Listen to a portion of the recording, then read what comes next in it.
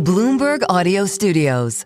Podcasts, radio, news. I'm pleased to say that we are now joined live by former Kansas City Fed President Esther George. Esther, thank you so much for joining us today.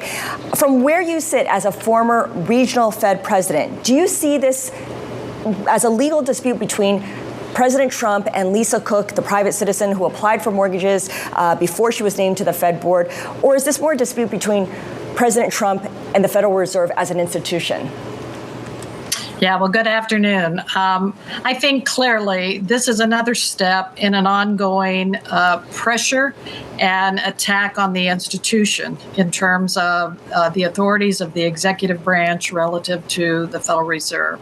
And so, however this plays out in terms of the details of the specific case that's been brought forward, I think what's at stake here for the American public is really to understand who will be influential in the decisions that the Federal Reserve makes in the years to come. And personnel determines policy, as we've heard so many times from this administration. And the concern here is that the president will next target the appointments or the renewal of appointments of regional Fed presidents in February of next year. How concerned are you about that? Well, I think it would be very concerning, and I'll tell you why, Scarlet. If you think about the origins of this institution, they were firmly anchored in making sure that political pressure would be as limited as possible in terms of the critical decisions that the Federal Open Market Committee has to make for the long run. And so the idea that you would structure the institution in a way that would protect that long run view and not drive it in the direction of short run decisions was critical. And it proved to be relatively durable over the last 100 plus years.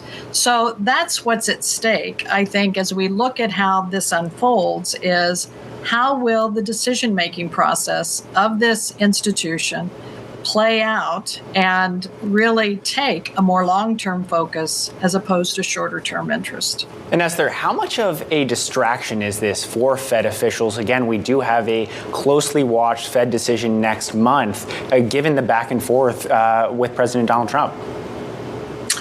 Yeah, so there is a lot of noise going on, and I think it's most unfortunate because there is already enough uncertainty that's coming at the decision they have to make relative to the performance of the economy.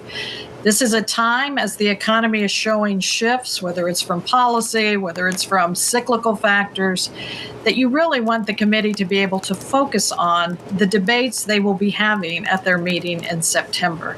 And I suspect they are doing their best to spend their time focused on those key issues so that when they come to the table in a few weeks, they can really make those decisions in a manner that serves the public, serves the economy longer term. And with that in mind, how does cutting interest rates next month, again, the market's pricing in an 85% chance, we have inflation still hotter than people were expecting. We have a jobs market that is strong and consumer spending showing no signs of slowing down. So what does that signal if and when we do get a Fed cut next month? Well, I think that's at the center of the debate. And we've heard the narrative that has come out of the committee talking about the balance of risk, where they see upside to inflation, where they see downside potentially to the jobs market. And of course, next week, we will get another piece of what I call the economic puzzle to see how is the job market faring as they come into this meeting. So the economy looks to be performing pretty good. The decision is, do they see something ahead that suggests the economy will slow in a way, that the job market will be damaged in a way that requires them to ease policy at a time when inflation is holding in there pretty strong? You point out the jobs report that's coming out next week. We know that the president fired the head of economic statistics over at BLS, and we don't know whether that will affect the quality of the data immediately or in the long term. But it does open this door to doubt creeping in over the quality of that data. If you were a sitting Fed president still, how would you broaden out your reliance on other data? Well, as a regional Fed president, Scarlet, you know that there were a lot of confirming sources of data. So obviously you do rely on official statistics to guide your understanding of the economy. But when you serve a regional area, as I did, some 7 states, you spend a lot of time talking to those that are working in the economy.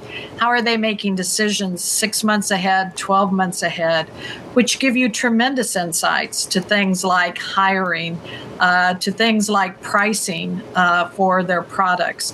So that is a key component. It has always been a key component. And I think at a time when you're beginning to see a transition around thinking about the stance of policy, it becomes ever more important for this committee to lean into those anecdotal as well as their official statistics. Right, the on-the-ground research that keeps you close by to what your region is telling you. If the president successfully remakes the Fed to reflect his priorities, which is lower rates and a lower rate cycle overall, what would that mean for debates on things like the neutral rate, the 2% inflation target, the framework overall? Do they just become academic discussions and not as relevant to the actual policymaking? So, Scarlet, I don't know how those conversations will unfold, obviously, but I think the point you make is this is an institution, as with many institutions, that we want the public to trust.